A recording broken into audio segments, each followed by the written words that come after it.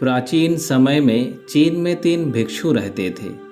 उनका नाम तो किसी को याद नहीं है, क्योंकि उन्होंने कभी किसी के सामने अपने नाम का खुलासा ही नहीं किया। चीन में वे 3 हंसते हुए भिक्षुओं के नाम से जाने जाते थे।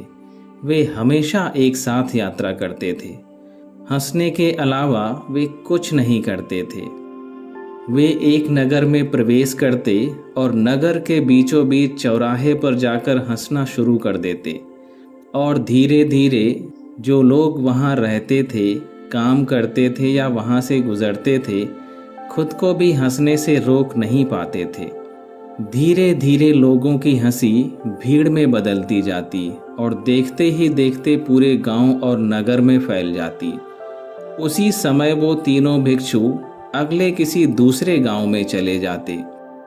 उनकी हंसी ही उनकी प्रार्थना थी और उनकी सीख थी, क्योंकि वे कभी किसी से बात नहीं करते थे।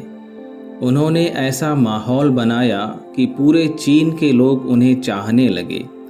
सभी लोग उन्हें बहुत प्यार करते थे। वे ऐसे हंसते थे मानो उन्होंने कोई अलौकिक मजाक खोज लिया हो। इस प्रकार वे कई सालों तक यात्रा करते रहे और हंसते रहे, और अपनी हंसी से पूरे चीन में खुशियां बिखेरते रहे। चीन के उत्तरी प्रांत के एक गांव में होने के दौरान उनमें से एक की मृत्यु हो गई। लोग सुनकर चौंक गए और दूर दूर से घर खेत को खाली छोड़कर केवल अन्य 2 भिक्षुओं की प्रतिक्रिया देखने के लिए भागे हुए आए। वे उनसे दुख दिखाने या रोने की अपेक्षा कर रहे थे, और सारा गांव उस स्थान पर आ गया जहां 3 भिक्षु थे, 2 जीवित और 1 मृत। लेकिन शेष 2 भिक्षु और जोर से हंस रहे थे। वे हंस रहे थे और हंसी को रोक नहीं पा रहे थे।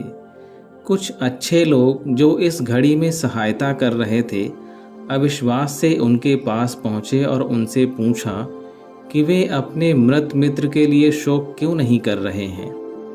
एक समय के लिए भिक्षु ने जवाब दिया, क्योंकि कल आपके गांव के रास्ते में उसने एक शर्त रखी थी कि हम में से जो पहले मर जाएगा अन्य 2 को हरा देगा, और अब वह जीत गया। वो पुराना खिलाड़ी निकला।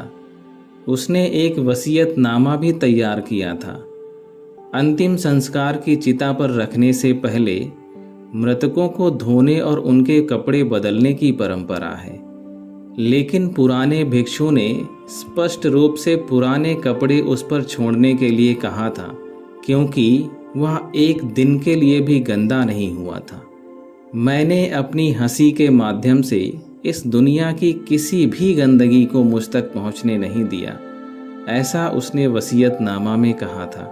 तो उस भिक्षु का शरीर उसी वस्त्र समेत चिता पर रखा गया जो उसने आने के समय पहना था, और जैसे ही आग जली, आग उसके कपड़े में पकड़ने लगी।